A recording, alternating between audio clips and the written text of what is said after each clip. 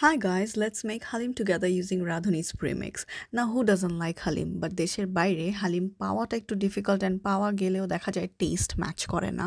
So আমার কাছে মনে হয়েছে যে রাঁধুনির হালিম মিক্সগুলো বেস্ট সলিউশন।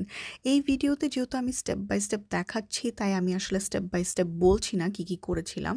বাট তোমাদের যদি কারো কোনো কোয়েশ্চেন থাকে অবশ্যই কমেন্ট বক্সে দিয়ে আমি রিপ্লাই করব। সো যা বলছিলাম আমার মনে হয় আমরা যারা রান্নাবান্নাতে খুব কাঁচা বা আসলে বলতে গেলে কখনো ঠিকমতো করি নাই পারি না, আমাদের জন্য রাঁধুনির প্রিমিক্সগুলো হচ্ছে গিয়ে বেস্ট সলিউশন। কারণ প্রিপারেশন টাইম খুবই কম লাগে।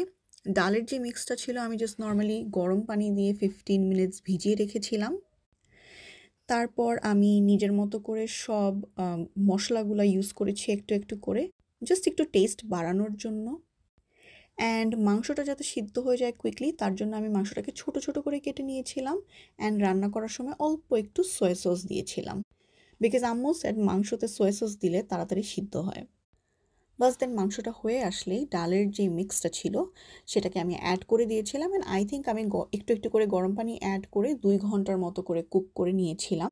জাস্ট ফলো দ্য ইনস্ট্রাকশন যেটা প্যাকেটের গায়ে দেওয়া থাকে, আই থিঙ্ক ওইটাই প্রিটি ইজিলি হয়ে যাবে।